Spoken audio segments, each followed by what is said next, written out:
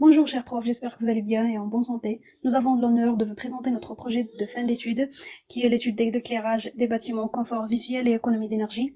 Et avant de commencer, nous tenons à remercier notre encadrant M. Hamdaoui pour le soutien et l'orientation. Et j'adresse aussi mes vifs remerciements à M. Lehi pour avoir bien voulu examiner et juger ce travail. On va passer maintenant au plan de la présentation.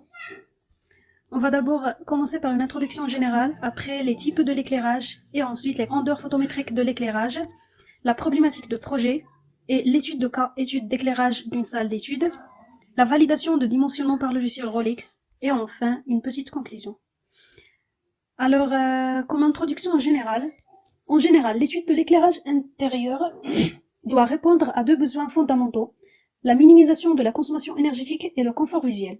Ces besoins sont traduits par des critères de niveau et d'uniformité d'éclairage, limitation d'éblouissement, etc. On met en évidence le développement des technologies électroniques et numériques telles que les solutions LED et les systèmes de gestion améliorant l'éclairage, en intégrant la qualité de vie et la conception de l'utilisation économique de l'éclairage. Maintenant, on va passer au type d'éclairage. Et premièrement, comme définition d'éclairage, c'est un rayonnement qui produit directement une sensation visuelle. Cet éclairage associe une source lumineuse ou artificielle. Le premier type d'éclairage, c'est l'éclairage naturel. L'éclairage naturel, c'est une source d'éclairage pour réduire la consommation d'énergie. Alors, la lumière naturelle n'est ni fixe ni toujours égale dans sa qualité et son intensité. Il dépend d'abord de la localisation choisie, c'est-à-dire de l'altitude et latitude du site considéré.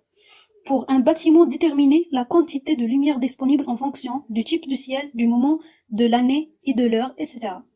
Le deuxième type d'éclairage, c'est l'éclairage artificiel qui est le plus prépondérant. Alors l'éclairage artificiel, c'est l'éclairage que l'on produit grâce à les sources lumineuses artificielles. Parmi ces sources, on trouve les lampes à incandescence, les lampes à décharge, comme les lampes à basse pression et les lampes à haute pression. Par exemple, on trouve dans les lampes à haute pression les lampes à vapeur de mercure qui ont une meilleure durée de vie, à part le rendu de couleur qui est mauvais à bon. On va passer maintenant aux grandeurs photométriques. Alors, les grandeurs photométriques d'éclairage, on va commencer par la première grandeur qui est l'éclairement.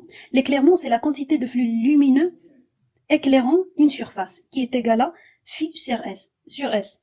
Phi, c'est-à-dire le flux lumineux exprimé en lumens, et S, c'est la surface en mètres carrés. Alors l'éclairement, il est exprimé en lux. La deuxième grandeur, c'est l'intensité. C'est l'intensité lumineuse. L'intensité lumineuse, il est exprimé par la relation suivante qui est le flux lumineux en lumens sur l'angle solide qui est en stéradien. Il est exprimé en lumens sur stéradien. La troisième grandeur, c'est la luminance. La luminance, c'est une mesure de la sensation de luminosité provoquée dans l'œil humain par une surface luminante ou éclairée. Il est exprimé par la relation suivante qui est égale à l'intensité lumineuse sur la surface en mètre carré. L'intensité lumineuse sur la surface en mètre carré et la luminance, il est exprimé en candela sur le mètre carré. La quatrième grandeur, le flux lumineux, qui est la grandeur la plus importante. Le flux lumineux, qui est la quantité de lumière émise par une source lumineuse. Il est égal au éclairement fois la surface. L'éclairement, on a dit que l'éclairement, c'est en lux, et la surface, c'est en mètre carré. C'est-à-dire, le flux lumineux est exprimé en lumens. La cinquième grandeur, c'est l'efficacité lumineuse. L'efficacité lumineuse exprimée en flux lumineux produit en lumens par la puissance en watts. L'efficacité lumineuse, il est exprimé en lumens par watt. On va maintenant parler de la problématique de projet.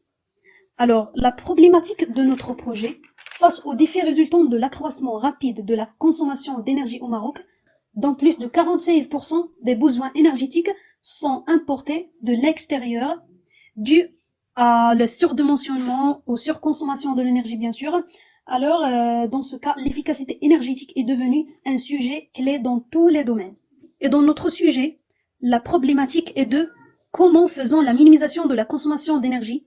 Notre sujet, la problématique est de comment faisons la minimisation de la consommation d'énergie avec un confort visuel, bien sûr. Maintenant, on passe à l'étude de l'éclairage dans salle d'étude. En effet, le dimensionnement d'un éclairage comprend les étapes suivantes. Premièrement, on va définir le cahier de charge qui contient les dimensions du local, la couleur de ses parois, Aussi la nature de l'activité prévue et l'éclairement et la source lumineuse et le lumineur choisi.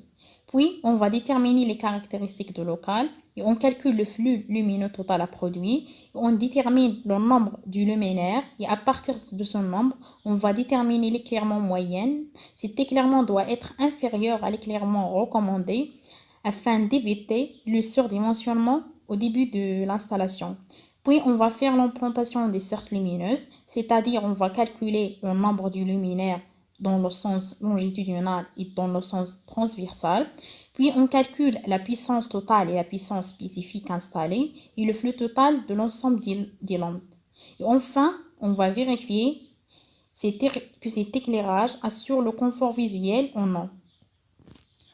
On fait cette étude en étant conforme les recommandations et les normes. Ces normes définis-tu les termes utilisés en éclairage concernant l'éclairement et l'indice de rondeau de couleur, la température de couleur, aussi le taux d'éblouissement et l'indice d'éblouissement et l'uniformité selon la nature de l'activité. Alors, on va commencer par définir le cahier de charge. Notre local se caractérise par les dimensions suivantes. La longueur égale à 7,50 mètres, la largeur égale à 5 mètres, la hauteur de source lumineuse égale à 0 mètre, la hauteur de plan utile égale à 0,90 mètres et la hauteur totale égale à 2,90 mètres. Concernant la couleur des parois, on effet que la lumière dans un espace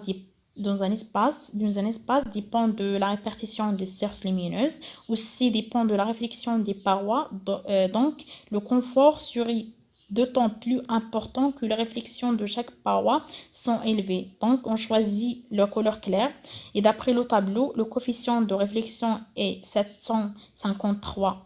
Concernant la nature de l'activité prévue, on étudiait l'éclairage dans salle d'études et selon cette nature, selon la nature de l'activité, la norme impose un éclairement de 500 lux.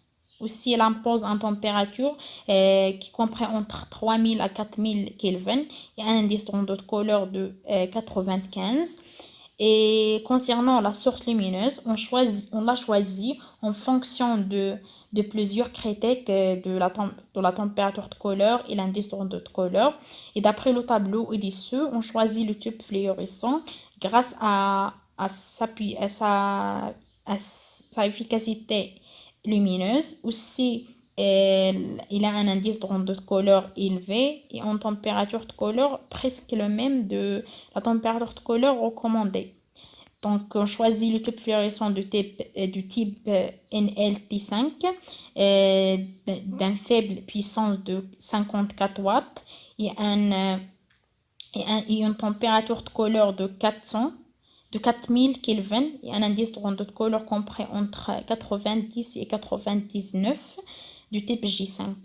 Et on choisit un système d'éclairage direct intensif et selon ce système, la classe de luminaire correspondant est la classe B et ce rendement égale 0,63 puisque la composante indirecte de ce luminaire est nulle parce qu'on choisit un système d'éclairage direct. Donc, ce rendement égale 0,63. On passe à calculer les caractéristiques de local. On commence par l'indice de local K. Généralement, cet indice caractérise essentiel le local. Plus que cet indice est élevé, moins il faut installer du lumière artificielle.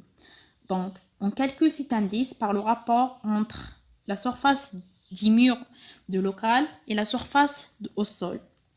Puis, lorsqu'on calcule cet indice, on trouve que K égale à 1,5 m avec la hauteur égale à la hauteur totale moins la hauteur de plan utile. Puis, on passe à calculer le rapport de suspension G. Généralement, lorsqu'on calcule ce rapport, on retient habituellement deux valeurs, soit 0, donc dans ce cas, le type de luminaire est un luminaire contre le plafond, soit 0,33. Dans ce cas, le type de luminaire est suspendu. On passe à la facteur de maintenance. Ce facteur désigne que le flux lumineux émis par la source lumineuse baisse et diminue au cours d'utilisation. Donc, lorsqu'on calcule le flux lumineux, il faut multiplier par ce facteur de maintenance. On passe à l'utilisation.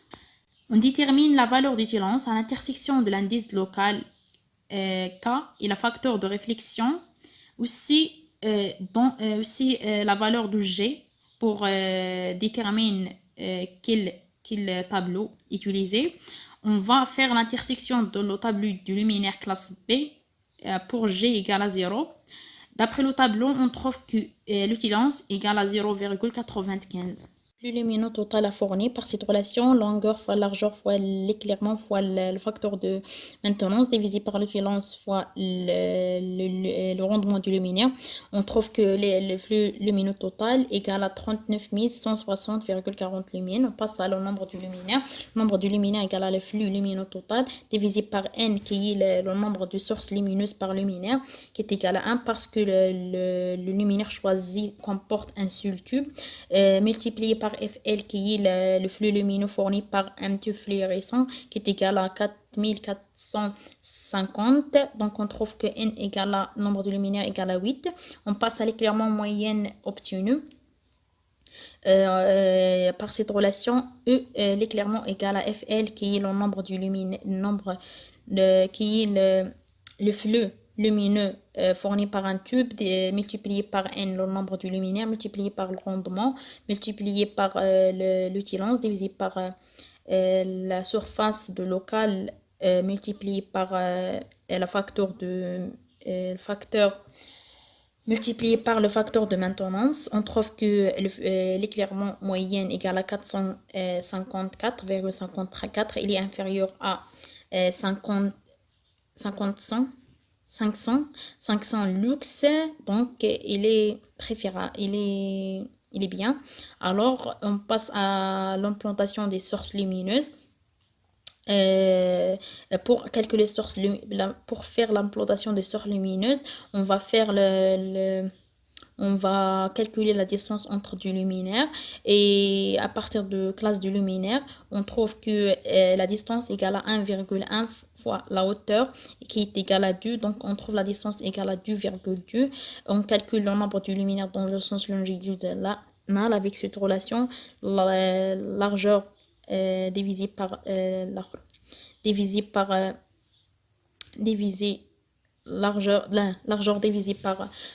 la distance égale. Donc on trouve que le nombre du luminaire dans le sens longitudinal égale à 4 et dans le sens transversal égale à 2. Donc on calcule la puissance totale installée avec cette relation n, le nombre du luminaire puissance unitaire multiplié par le nombre de sources lumineuses par luminaire. On trouve 832 watts et on calcule le flux total de l'ensemble du luminaire par multiplier le flux total fourni par la lampe par le nombre du luminaire. On trouve que égale à 35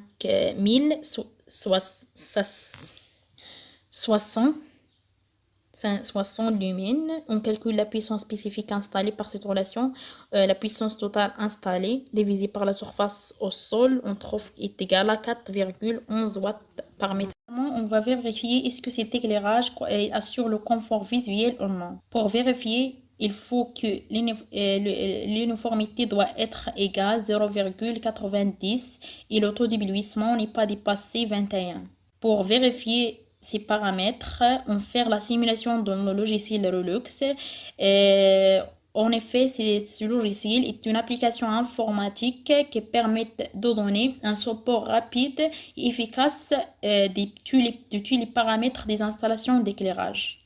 Après la conception de projet, on trouve ces résultats suivants. On remarque que c'est l'éclairement obtenu et presque l'éclairement recommandé. Aussi, cet éclairage assure le confort visuel parce que l'uniformité obtenue est presque égale 0,90 et le taux d'éblouissement il est supérieur ou égal 21. Alors, en conclusion générale, la consommation de l'éclairage représente un poids non négligeable dans le mix énergétique du bâtiment, ce qui fait que dans la période de transition énergétique que nous vivons, les meilleures technologies disponibles représentent donc une formidable opportunité économique pour les responsables et les gestionnaires pour s'éclairer mieux à coût maîtrisé et dans le respect des nouvelles exigences environnementales.